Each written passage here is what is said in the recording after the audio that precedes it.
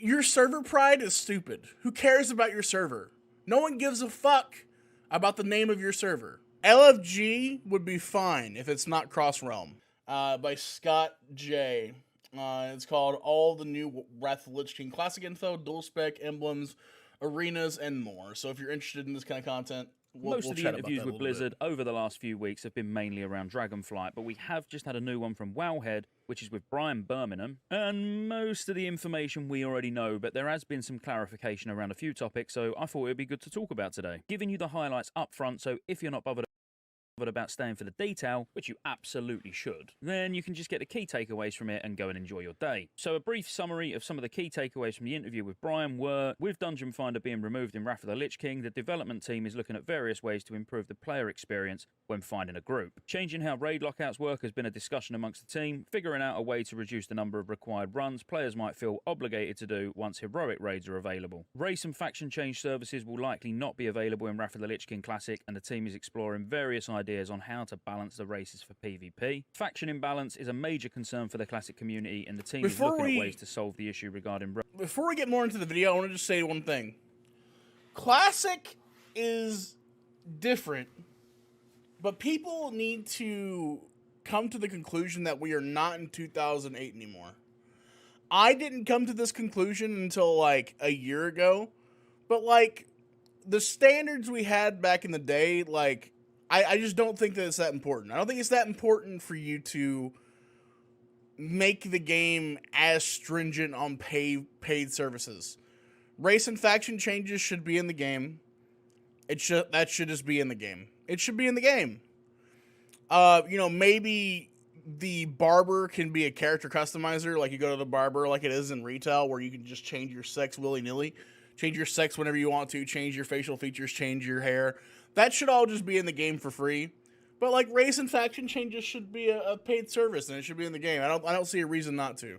Especially since like there's so much faction imbalance right now that there's just no point in keeping people locked on a server that's just dead, when they could just change factions and play in the alliance and just continue to add to the problem. Well, not continue to add to the problem, but solve their own problem. Because most of the servers, like Pagel, for instance, my server that I'm on, the horde is dead. It's completely dead. You see like one horde for every 100 alliance. They should be able to transfer over to the server. If they want to stay on Pagel, just transfer to the alliance. Why not? There's no point in not doing that. But yeah. Realm populations and Wintergrass. Pre-nerf and post-nerf boss encounter mechanics won't really be a thing in Wrath of the Lich King Classic. Dual talent specialization will not be restricted in Wrath of the Lich King Classic. That's a good one. We needed that. We needed to know that. And finally, the Classic development team is looking at various ways to introduce Ring of Valor in Wrath of the Lich King Classic. Now, we're going to dive into all of those topics, so if you want to stay around and listen to my thoughts on all of these different bits and how I think they should be handled, or how I've seen them handled historically, then obviously make sure you watch the rest of the video. But before you do, make sure you hit that like button. It really helps more than you know. Subscribe to the channel for loads more Wrath of the Lich King content and, well, just everything World of Warcraft, really. And let's get into it. So when it comes to removing Dungeon Finder in Wrath of the Lich King Classic, one of the hottest issues in the community is the removal of Dungeon Finder. One of the central pieces of the conversation is what happens to emblems if Dungeon Finder is removed. What type of system is the team considering to help the LFG chat? And lastly, would Dungeon Finder be okay if it wasn't cross-realm? Well, so, yes. First of all, let me just add that. LFG would be fine if it's not cross-realm. I'm just going to go ahead and say it right now. I strongly believe LFG, looking for dungeon, looking for group, is not the problem. The problem with LFD is that they went from being... it went from being that you could group people on your server to being group people on any server. So you group into a group and be as dickish as you want, leave the group, talk shit, whatever you wanted to do, and then leave, and then there will be no consequences socially. And that is the major issue. In the game right now, you can group up with people socially. It's not hard to get a group for the most part. You just type INV. So all LFD does is remove INV from the equation, because you message some dude and be like, hey, invite me, mage, level 73 mage, Frost, have improved Blizzard, can kite. Like, that's pretty much all you remove from the interaction, except people can't just fucking not choose you because they don't want to. You remove a little bit of the choice that you make in building your team, but that's about it. It's a lot less, I guess, aggressive. And if the conjunction of like LFD being a thing plus Blizzard's new stance on community interaction and the social contract, like, overall LFD becomes a lot nicer. And if they don't do cross-realm with LFD, it becomes, all the social interactions have meaning to them. Because all of a sudden, if I know that this guy named Tom Hanks on my server is a dick, I tell my guild, I tell my friends, all of a sudden they know that this guy's an asshole. So they see Tom Hanks, hey man, fuck that guy. Let's not hang out with that guy. And that still happens. So I think LFD should be in the game. Cross-realm needs to not ever happen. In servers that are dead right now, servers that are dead or that are dying, need to be deleted. They need to delete servers and bring servers together so that they're more... You can't just leave all these little piecemeal bits. This is not 2004. Your server pride is stupid. Who cares about your server? No one gives a fuck about the name of your server. Okay? That's the dumbest shit ever in my life. Like, I don't care if you were, like, on fucking Thrall your entire career playing. It doesn't make you a better person. That's not your identity. Who cares? Like, play in a group of people who are, like, and have fun. Play in a big server and have a good time. And Blizzard should be doing their best to make sure those interactions happen by combining dead servers and making new super servers. There's no reason Pagel should be one of the biggest Alliance servers in the world. Like, there should be multiple big Alliance servers, and all the servers that are dying should be, compacted and compressed into actual effective servers. Can you share any information on the topic? Now, before we actually dive into the answer to this, I just want to point out that there was actually no issue with emblems. I don't know what the emblem talk is about, because the emblems that you get from your first daily heroic using the random dungeon finder tool replaced the heroic quest givers. So I think people are confusing the fact that, well, on private servers you can go and do, the heroic daily outside Violet Hold and get your emblems from your first daily heroic from the random dungeon finder. That's not meant to be the case. In 3.3, back in original Wrath of the Lich King, when Dungeon Finder was introduced, those quest givers were actually taken out. So you're not losing emblems every day, or losing the emblems that matter anyway, which is only that first daily heroic where you get the current sort of tier of emblem. But let's see what they said. So firstly, Brian wants to emphasize that our goal is to provide a tool that makes it easy to find groups without sacrificing human-to-human interaction. World of Warcraft has had numerous versions of group finding tools over the years, and there are lessons that we can learn from all of them, including Random Dungeon Finder. We're looking at modern World of Warcraft's pre-made group finder and Burning Crusades looking for group tool for inspiration. Pre-made group finder's trash. Okay? And the reason why pre-made group finder is trash is because it has the same problem that looking for a group has right now. Where unless they break add-ons. If they break add-ons, LFG's fine. The pre-made group finder's fine. If they don't break add-ons, an add-on that checks your gear score, that checks your rating, that checks your Raider.io, like, those break pre-made group systems. It just doesn't work at that point because people just start judging you off of their second glance at your ability score. What does the scouter say about his power level? Well, it's not high enough for me to fucking give a fuck, right? That's literally what it is. And ideas. Now, actually, when you're looking for mythic dungeons on retail, I'll show you the tool now. It's actually quite good. There's nothing wrong with it, and it can work and it will work. There is a lot wrong with the system. That is not true. There is so much wrong with this system, and if you don't play live, if you don't play retail actively and try to play, you don't know this. So I'm assuming this guy does not play retail. There is a ton wrong with pre-made group finder. Obviously, the player base needs to use it. My issue is here, we don't need it. I know loads of you are going to hate on me for saying about Random Dungeon Finder. That's fine. We're all entitled to our opinion. My opinion is we need Random Dungeon Finder. I agree with you. Whereas some of you will be like, no, we don't want Random Dungeon Finder, which is absolutely fine. It's absolutely fine to not want it, and it's people don't want Random Dungeon Finder because they're equating LFD to cross-realm. That's why. It's because everyone knows in their head that LFD was the start of the end. Because around the same time, that's when cross-realming began as well. So they're equating the same thing, and that's why it goes downhill from that. Because the I am free of consequences began with that. So that's why people do that. Absolutely fine to want it, because the human-to-human interaction that I personally get from looking for a dungeon is reading loads of spam in LFG bulletin board, clicking on someone's name and saying "inv" and then getting invited to the group. That's it. That's the human interaction. Yeah. I don't mind that 5 to 10 seconds of human interaction of whispering someone saying "I am thee" being removed for the convenience of just automatically getting in a group. Whether it's cross-server or not, that's a different story. Looking first at the modern tools, we like the inviting and streamlined UI flow that helps you find the activity you're looking for. We also think it makes sense to declare your role in the group, so it's clear which roles you already have and what you're still looking for. We'll probably borrow these ideas, but as you alluded to, cross-realm grouping is one of our concerns with the modern tools. When you're unlikely to see your group mates again, it can make your interactions feel more transactional, which can inadvertently encourage other negative social behaviours. Now, can you imagine if Blizzard really missed the mark here?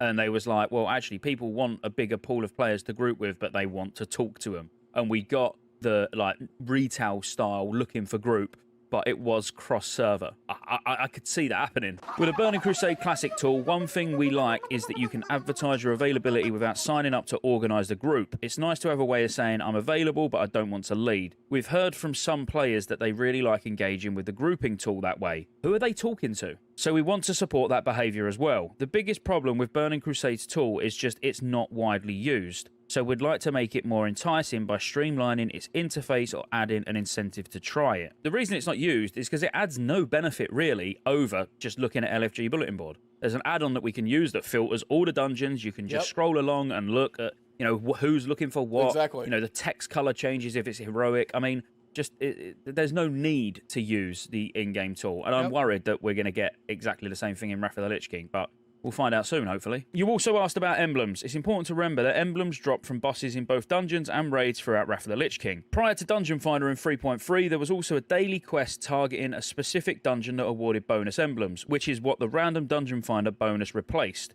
We're currently planning to restore that daily quest bonus. Oh, I mean, I at least knew that. That's good. As for the LFG channel, we know some of the larger realms see a lot of spam in that chat, and we have some ideas for how to clean it up. We're considering bringing over some of the changes in Season of Mastery that reduce boosting spam, and should have more to share on that topic soon. It's worth noting that the policy against advertising boosting looking for group channel applies to Classic as well as to Modern WoW. Lastly, and perhaps most importantly, there will be a way to get the perky pug. Most importantly, there will be a way to get the perky pug. You know you didn't forget that little guy, and we didn't either. It'll be available for an in-game activity, likely related to grouping up as he originally was. We're still talking about the specifics, and we're interested to hear ideas from the community around that as well. Oh, I've got an idea. I've got a really good idea, Blizzard. Dear Blizzard. Add LFD.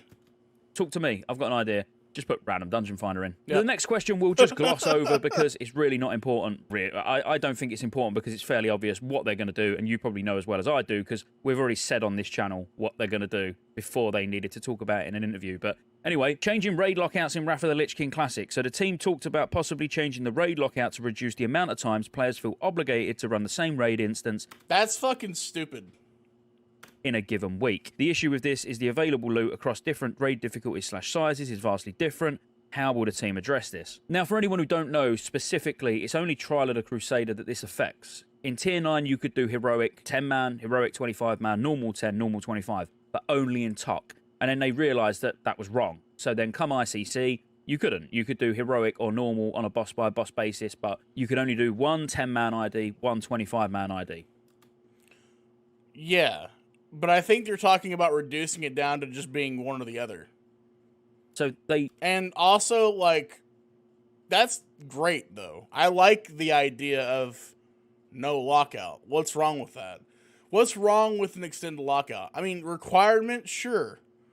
But, if you're in a guild that requires you to do that much, you are already in it with the expectation of doing that. You're in a group like that because you want to do that. If you don't want to do that, then don't be in a group. I don't understand the reason to pull back on that. In fact, I think they all should have that availability. They all should have the ability to go 10 heroic, normal, 25 heroic and normal. And you should have the ability to do that for all of them every week if you want to. And that should be fine. That's my opinion. They knew, by the time they launched ICC that they'd done it a bit wrong in TOC. So we know that we're not going to get 4 lockouts in TOC. They're going to revert that because they knew it was wrong back then, so they'll know it's wrong now. And that's what Brian says in the first sentence. He's basically saying the problem entirely was the various configurations of Trial of the Crusader. The dramatic acceleration of gear in TOC has led to some of the problems described by developers at the time, such as Chill of the Throne in Icecrown, so we're considering changes here, but want to tread carefully. At a minimum, we're likely to have normal and heroic modes share a lockout, but heroic modes don't exist until Trial of the Crusader. We might try to make them activatable hard modes like Ulduar that would inherently make them share a lockout as they did in Ulduar. That's an interesting thought. I mean, a very easy way of doing it would be to just have like an NPC at the start which you speak to and you can toggle, a boss-by-boss basis on heroic or normal mode. So you walk in, you've got an NPC stood there that's there the entire time. You can select all bosses on heroic or select a few bosses, tick them to heroic, something like that. That would probably make more sense because Ulduar is not really activatable. Ulduar is a hard mode can be as simple as killing a boss really, really fast. You don't activate it, you physically, it just happens if you kill, Hodir, for example, really, really fast. Or if you do Thorim really, really fast, then Sif jumps in the arena. Accident, they're not really something. Sometimes you can do a hard mode without even realise you're doing a hard mode in Ulduar. I think that's what I'm trying to get at. So in TOC, I just wouldn't say that would work. But actually... Also, in my opinion, Ulduar hard modes were done the best hard modes have ever been done. It's great. That's awesome. That's how every boss should interact, in my opinion, for every expansion. Like, that was great. I don't know why they stopped that. I thought maybe they think that people aren't going to be able to see all the content, so they decided not to do that. But I think activatable hard modes is like one of the coolest things they've ever implemented in the game. And they only did it for one tier, and then they just stopped, which is so stupid. Well, not one tier, sorry. Sartharian 3 Drakes, I guess you could say, is an activatable hard mode, but I don't really consider it the same thing because you're actively ignoring all the Drakes to fight the boss. You know what's going to happen. It's not a choice you make during the fight. It's a choice you make before the fight starts. So having like an NPC where you can select a boss-by-boss basis what ones you want to do on heroic, or obviously the easiest way is if you can just right-click on your character pane and change the raid to heroic. And you just all reload, whatever. But it's good that they're thinking about it anyway. We're interested in hearing feedback on this topic. Having multiple difficulties of the same raid was new in Wrath of the Lich King, and as a result, we tried lots of things with the raid lockouts throughout the course of the expansion, and the ones that followed, whatever we decide, we'd like it to be the same system throughout instead of having it change by patch basis like it did in the original release. One you're going to be interested in. Race change and faction change in Wrath of the Lich King Classic. So in multiple interviews it was said that the team is uncertain if they will add in race change and faction change for Wrath of the Lich King Classic. Additionally, it was suggested that the PvP realm restrictions were lifted during original Wrath because of the faction change service. The restriction being you can only have one faction of characters on a PvP realm. Why would the team not want to add this feature, and is there any more information you can share? This is quite a long one, so I'll just rattle through it. Brian said it comes from how we each see our connection to the game, and whether you view your account as a collection of accomplishments or a collection of characters with unique experiences. Part of the draw for some players is a feeling of stepping into a fantasy world that, while not real, feels like maybe it could be real. We saw a lot of interest from the role-playing community with Classic's original launch, and part of the draw for the audience is that your experience feels consistent with the world you're in. Fantasy races are dramatically different species, and while it makes sense a giant Tauren can stun you with Stomp, and while a tiny gnome can wiggle free from entangling roots, there's no in-world reason why a Tauren will be able to suddenly become a gnome, or vice versa. It's the dumbest fucking thing I've ever heard in my life.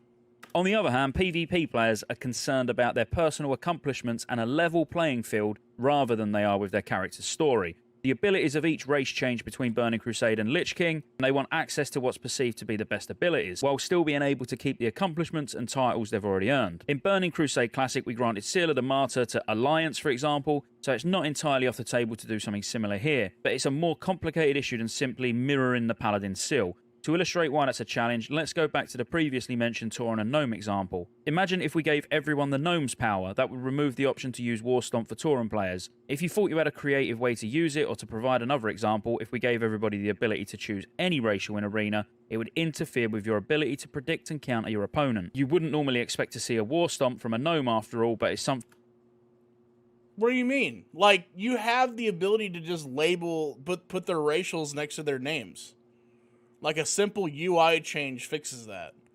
I mean, I think that just simply changing your racials willy-nilly is stupid. But, like, if you were going to go down that route where you can just select your racial to start a PvP match to make it really fair, like, just have their fucking racial listed on the side of their fucking player bar. On the PvP frame. Like, just show all the information. Say, hey, they have a trinket and they have this racial. Oh, everyone's rocking every man for himself because it's the best racial in the entire game. Because it is for PvP. The human racial is just the best racial. So everyone's rocking the human racial for this PvP match. Okay, cool. Everyone knows that. Sweet. Oh, this one guy decided to go War Stomp. Well, that information is listed there. There's no reason why that should be an issue. It just means it's a little bit more extra work for your people, but I'm assuming that's just Blizzard doesn't want to do more work. This is a very simple problem to fix. Something players know a Tauren can do. I'd just remove racials in arenas. Like some engineering items disabled in arenas. I would have racials disabled in arenas. We know they give an added advantage to certain races, so if you strip that out, you strip out all of that, then it just comes down to class and skill, rather than class and race and skill. Just my opinion. Some of you might not like that. We'd like to do something that feels a bit more fantasy forward to address the concern, but we don't know exactly what yet. We joked around about disallowing racial abilities entirely. Alright, I hadn't read this beforehand, by the way. And having goblin referees that run onto the field to throw a red card if you use one. And whilst we likely won't do anything that silly, that gives you an idea of the way we'd like to address the concern. On the subject of restricting transfers between PvE and PvP servers, and limited PvP servers to a single faction per account, we're still talking about it, and we'll likely have more to say soon. The whole referee running on if you use one and a red card, like they said, that was just a silly idea, so fine, we're not going to see something like that. I personally just think you walk in and racials don't work. Yeah. That removes a lot, or at least I'd say activatable racials, so like Every Man for Himself, Will of the Forsaken, Escape Artist, Well, no, because then what'll happen, you can't do it that way. It would have to be passive and activatable racials. Because then you still have the same problem that you're talking about, where you can't, like, one race is just better than the others. That's just how it is. So if there was passive racials, people would just play the best passive racial one. Like, for instance, how Undead later on got a lifesteal. Like, they're passively just do lifesteal over time. Touch of the Grave. That would just be the best racial to go with for PvP, for the most part, probably. The ones that you physically use. I think the passives, like the chance to be hit by a specific school of spells, or even expertise with weapons or things like that, I'd leave those. I would just disable activatable racials. Pre-nerf and post-nerf boss encounters in Wrath of the Lich King Classic. We'll gloss over this. We won't read this word for word, because quite honestly, there was very, very little changes to anything when it comes to bosses and raids, other than some of them had their health reduced, such as Patchwork, but overall there wasn't massive differences. But one of the interesting things that does come out of this section is we're looking forward to the original progressive Nerf aura that got stronger each week in Icecrown Citadel. Cool. You were originally able to talk to an NPC to remove the progressive Nerf aura entirely, and one thing we're considering is making the number of stacks selectable. So if your group wants to try with a little less of a nerf each week, you can tune it down a bit at a time until it reaches its most powerful form. They also think that there's plenty of challenges for serious raiders in Ulduar hard modes and in Icecrown itself. And they're talking about that they want to keep things a challenge, but they do also want to make sure that the raids aren't so difficult that they turn away speedrunners, or players who just want to hang out with their friends and spend an evening smashing internet dragons. So for those of you who don't know about the Nerf aura, in ICC it launches with a 0% damage buff. But then over time, you get 5% damage buff to the entire raid, 10%, 15, 20, 25, and it goes up to 30%. So you could either have it on or turn it off back in the day. That was it. So you either had the 30% damage buff by the end of it, or you turned it off completely. And what they're saying is you'll be able to select what you do. So yeah, if you're doing it on 15% and you smash it all, you could be like, well, let's try and put it on 10%. There needs to be some incentive to turn it down. Because let's be honest, like me, you know, it'd be, yeah, doing it on 0%, it'll be more of a challenge. And if there was a title attached to that or an achievement attached to that or something, you're going to want to do it like that. Yeah. But if it's 30%, you know, you've already cleared it all anyway. I don't think your average raiders or raiding guild would want to necessarily make it anymore. Like a special colored mount. Like, just give them like a green frostworm, as like a plague frostworm, as like a, hey, there's a special mount that never existed. Special mount that never existed in the game back then. We're gonna give you guys this green tinted Drake for killing ICC on 0%. That's cool. That's a cool little gift. Hey, this never existed. We're gonna give you guys the option now. Great, good job. You did a good job. Difficult when all they're doing now is farming it. So I think there should be some sort of incentive, you know, and the incentive gets bigger the further down you get. So at 0% it's maximum incentive, you know, and if you do it 25% during the 30%, you get a little extra or whatever. There would need to be something to actually incentivize people to do it. It's like every 10% give them like a title, give them an achievement. Like first 10% is an achievement. When you're at 10% and you're about to get to the very end, it's a title. When you're at 0%, it's a mount.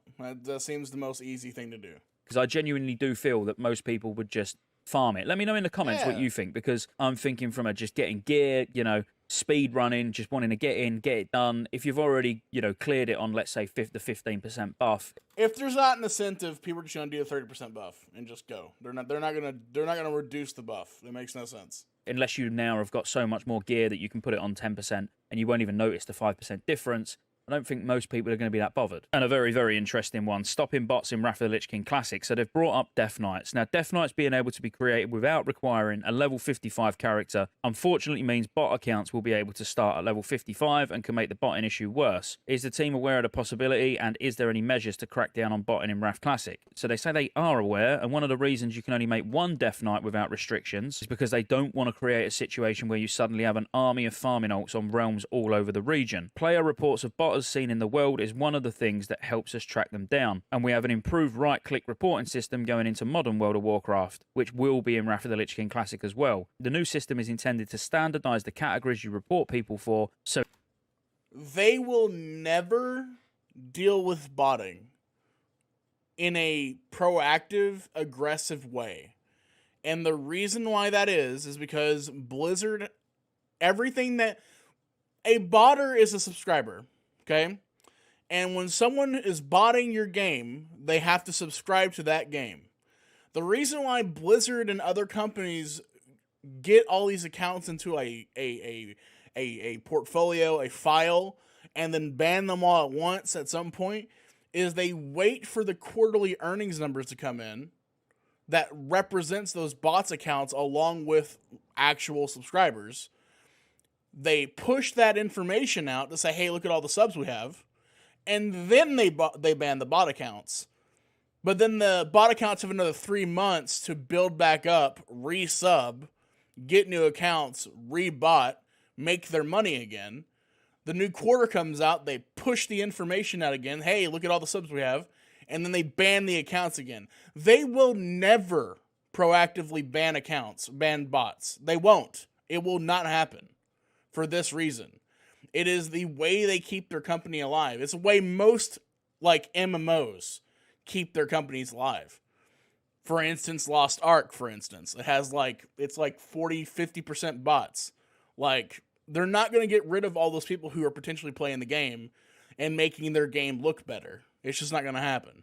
So it's easier to track a reporting of botting versus cheating or a different kind. It will capture some additional information automatically as well. That's meant for helping us to work on it at the scale that the problem occurs on. Yeah, we know that the botting is going to be an issue, but at least they can only bot on one server on that account and they can't do it on multiple.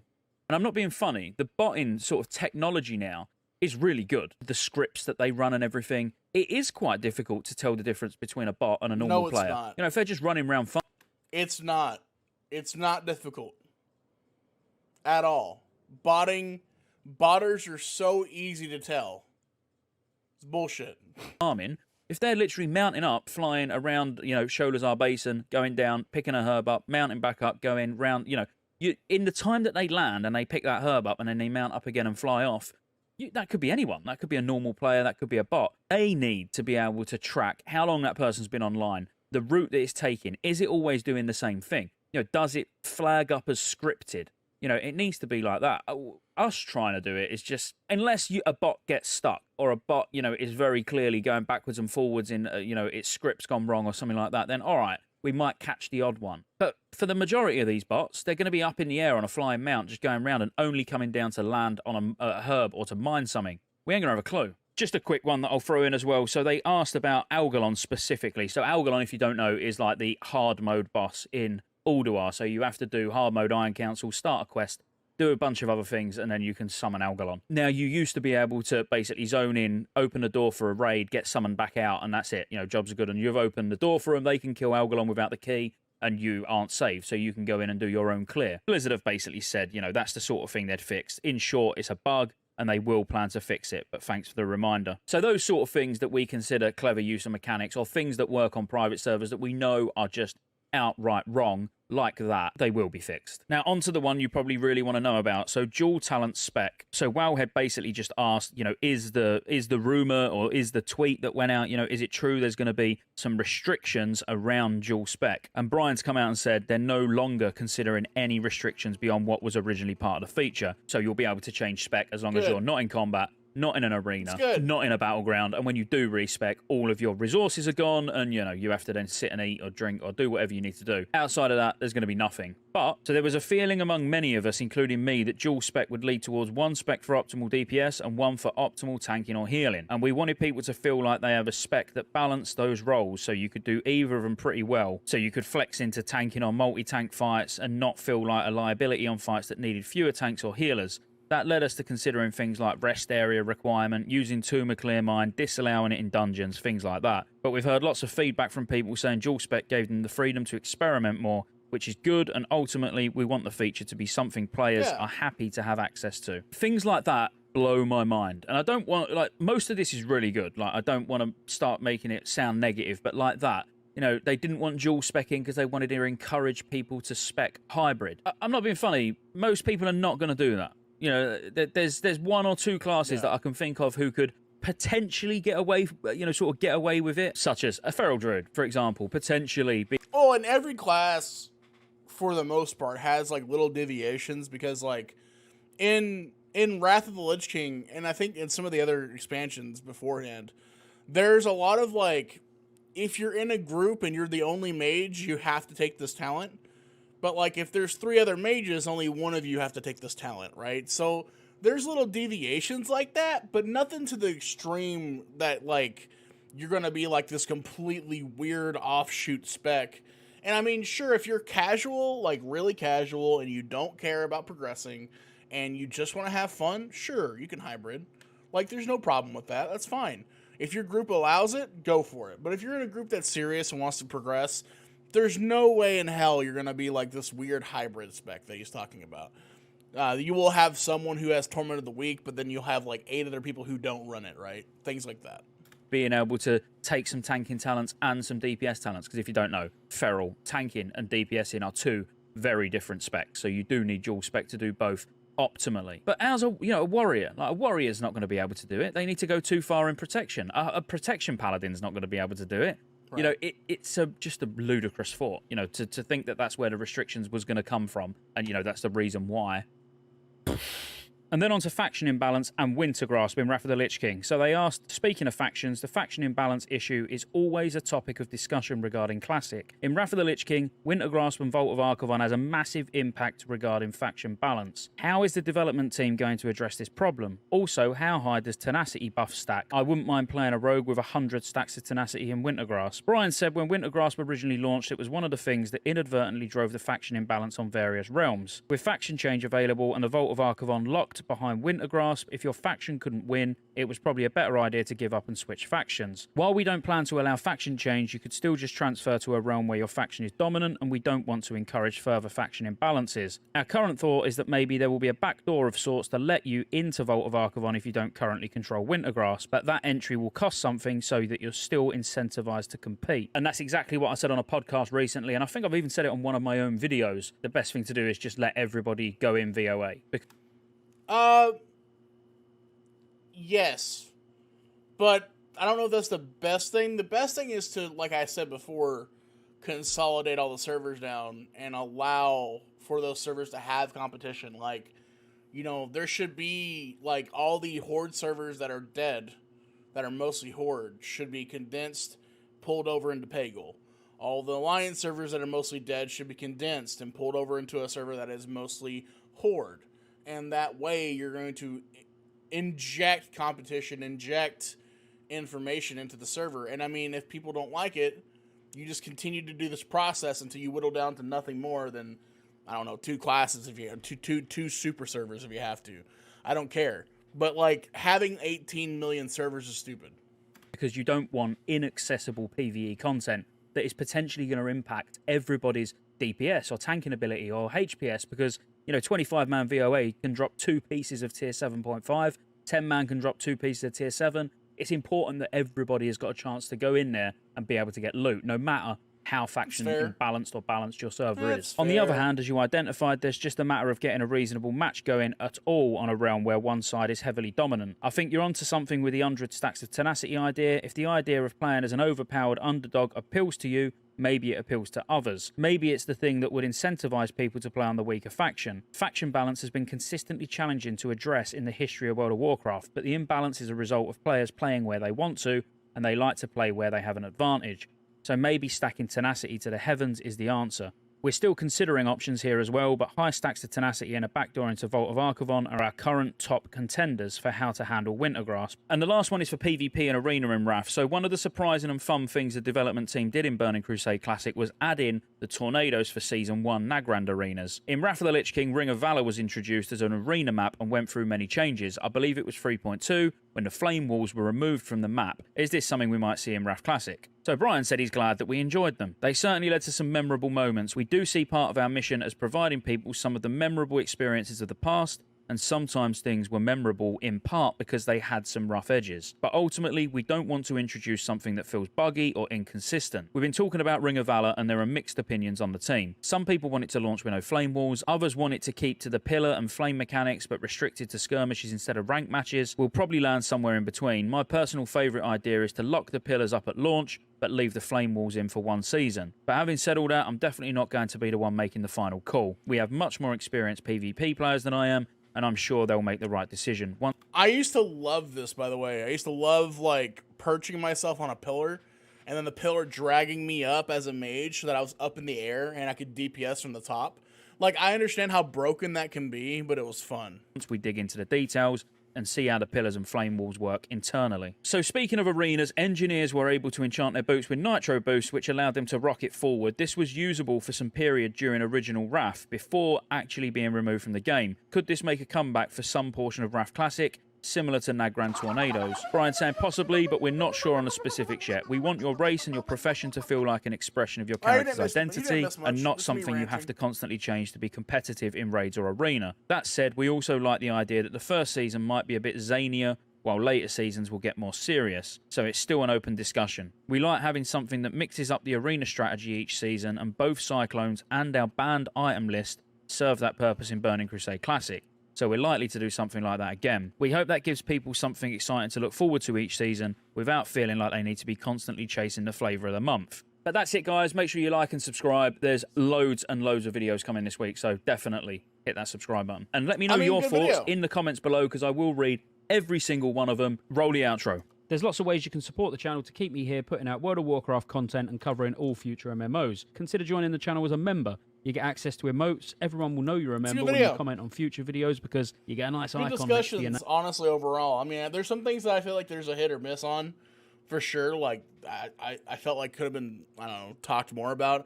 It's just surprising to me how many people have like these weird opinions about this game.